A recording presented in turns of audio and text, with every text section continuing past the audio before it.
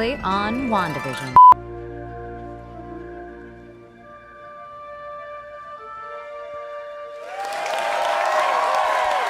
So that happened. Holy shit, they went and did the thing, right? Well, for those of you who don't know what we're talking about, Wanda's frequently mentioned extremely dead fraternal twin brother Quicksilver shows up at the front door very much alive as a new character in the WandaVision sitcom universe. Long lost bro get to squeeze his stinking sister to death or what? Played by Evan Peters, the other Quicksilver from the X-Men movies. Back before Marvel Comics was owned by Disney, rather than sell movie rights to their entire catalog of characters, they sold them off either piecemeal or in grouped-together franchise blocks. That's how, for a while, Fox had the X-Men and all the thousands of characters who were also mutants.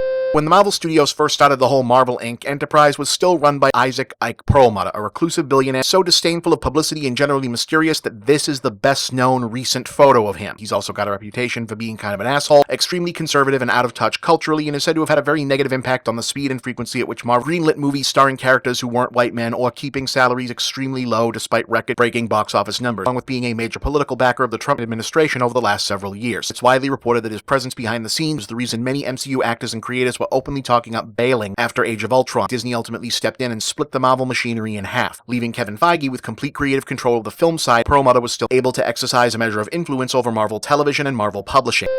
The Avengers films, because of complicated legal language, had the rights to use the characters of Wanda and Pietro Maximoff, aka Scarlet Witch and Quicksilver, but not the fact that in the original comics they were mutants, and their father was the main X-Men villain Magneto. Also, even though the X-Men movies, still being made at Fox at that point, hadn't featured either of those characters prior to 2014, they also had the rights to use them, could call them mutants, and could connect them to Magneto. In the end, Evan Peters' Quicksilver made it to the screen in a full feature first, while Aaron Taylor Johnson played a Pietro version of Quicksilver in Age of Ultron 1 year later, but he died in the same movie. You didn't see that coming.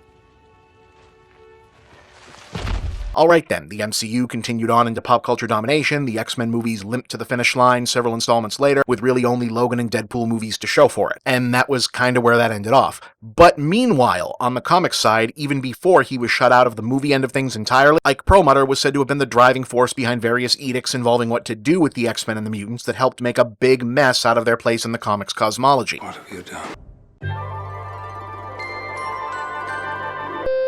See, allegedly, and I'm just going to go ahead and stick that allegedly right down there, yeah, for a bunch of this to save time, Perlmutter and possibly certain sympathetic editors and executives under him within Marvel, but mostly him, got to be of the opinion that because Fox didn't want to play ball on their terms in regards to sharing the X-Men or Fantastic Four, which they also had at that point, on the film side, Marvel shouldn't be publishing or promoting as many comics featuring the X-Men and mutant-related characters, and instead maybe even find another set of characters within the comics universe that they did own all the licensing rights to and elevate their profile as a potential mutant replacement that then could take off in the cinematic universe. Now, since no one has ever really gone on the record in any kind of group agreement as to when or if downplay the stuff we don't own, the movie rights to was ever actually policy or just a general nudging of directions, it's hard to say when it would have started. Some fans and journalists have speculated it could have been as far back as the early 2000s and that this was the original reason for the shocker finale of House of M, where Scarlet Witch turns the Marvel Universe back to normal but also declares no more mutants, thus not only do people stop being born with the X gene, the specific genetic mutation that causes the powers to manifest in the first place, put a pin in that, we're coming back to it, but all of but a few hundred of the world's mutant population overall to lose its powers.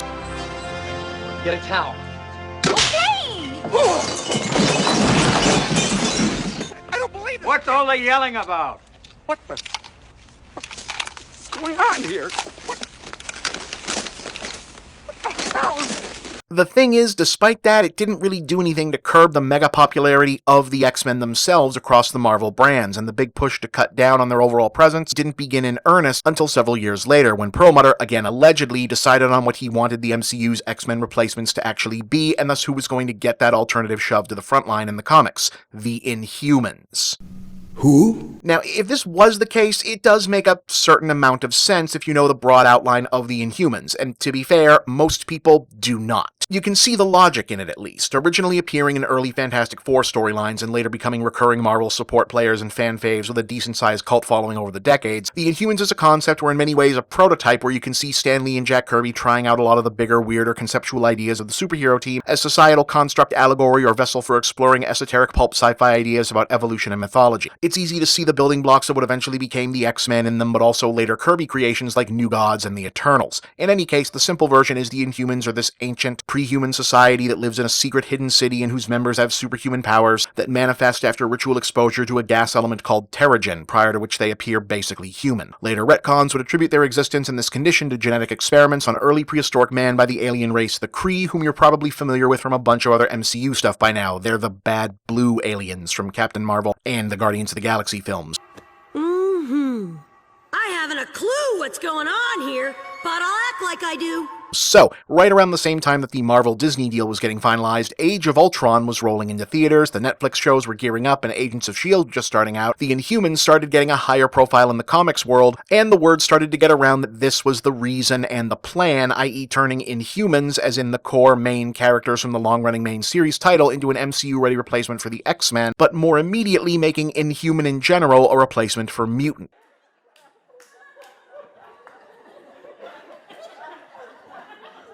I'm so damn confused. See, funny thing that tends to get lost in the discussion here. When Marvel originally introduced the X-Men back in the 60s, the allegory for racism that the brand became best known for wasn't the main reason behind its creation. Everyone calm down. The pros are here. We're the X-Men. Dated metaphor for racism in the 60s. So, respect. A bigger part of the impetus for the whole mutant concept was that it would allow creators to skip over needing to work out origin stories for every new character they wanted to create. You wouldn't have to figure out a complicated explanation for why they had this specific set of powers, wore this costume, had this gimmick. They were mutants, these were the powers they were born with, get to the fun part. That, even more so than being able to use specific X-Men, was the benefit that elevating the Inhumans was supposed to give the MCU. A quick new shortcut to introducing new characters that audiences could just immediately accept. Rick Frog! Thank you! But for that to work, the Inhumans themselves were going to need a retroactive status quo shift on the comic side. Allegedly, since even though they were similar in the broad strokes, they were still pretty different from the X-Men, a small population of a secret civilization with a genetic caste system, whose most famous members are mainly aristocrats from the royal family whose powers come from magic mist that they ritually expose themselves to as a rite of passage to adulthood. Isn't exactly a school for the gifted and puberty civil rights metaphor, American Harry Potter with superheroes, easy hook that the other thing already was. So in a storyline stretching roughly from the 2013 event series Infinity, Inhumanity, and then Civil War II and Inhumans vs. X-Men in 2016, plus a lot of other stuff in between. I have absolutely no idea what's going on. We saw the detonation of a terrigen bomb that spread the inhuman changing power chemical stuff all over the Earth, causing what turns out to be a sizable population of seemingly ordinary humans with latent inhuman DNA in their lineage to undergo terrigenesis transformation and suddenly gain inhuman powers, which they didn't even know they were supposed to have, thus establishing a bunch of regular folks and humans who are now more similar to mutants in their general status quo. In fact, as was also sort of the case in the Marvel's Avengers game, this was the inciting incident for the comics origin of Kamala Khan, aka Miss Marvel. She is technically an Inhuman.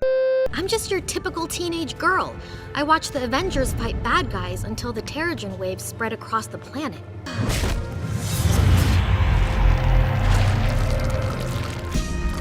Apparently one of my ancestors was Inhuman, so the Terrigen activated my powers.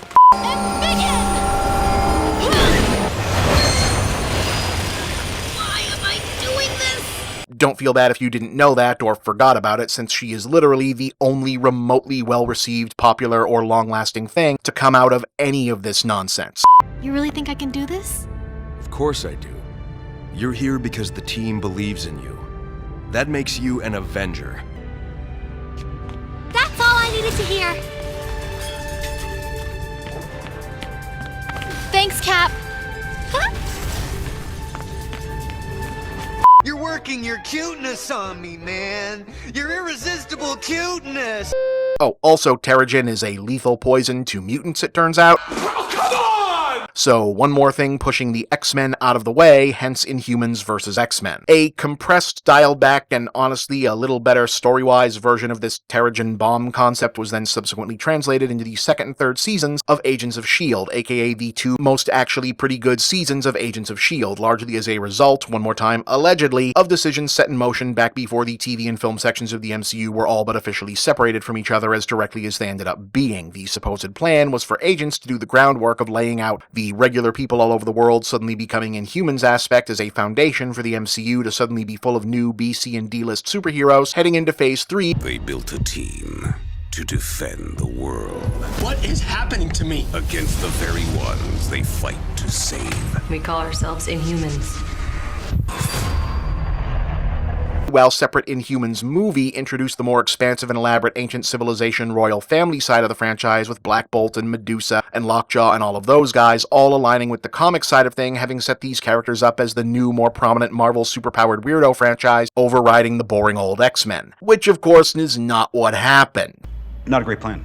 Your funny but not too funny banter will not save you. Of all the new different things Marvel Comics launched in this era, apart from the major success of the Miss Marvel character, basically nothing that spun out of the script flipping of the Inhumans and Mutants worked out for them. Maybe because the X-Men have hundreds of characters, many of them among Marvel's most popular and marketable, like Wolverine, Deadpool, Storm, Magneto, Rogue, and so on, while the Inhumans have a guy who talks really loud and a giant bulldog who teleports. And I say this as someone who actually likes the Inhumans, but fans didn't take to their new prominence, and the creative and editorial side didn't really seem game to follow through on the push either. To be sure, Marvel would eventually prove themselves fairly capable of massaging a polarizing concept into actual popularity through long-term understanding of cross-media promotion and demographic divergence. Many traditional comic fans, for example, weren't totally on board with Carol Danvers becoming the new Captain Marvel, and many more got embarrassingly enraged when they gave her a less objectifying uniform. But Marvel stuck to their guns that this reimagined Top Gun backstory plus soccer mom affect superheroine had next big thing potential, if only they could raise her profile out into, let's say, a broader audience.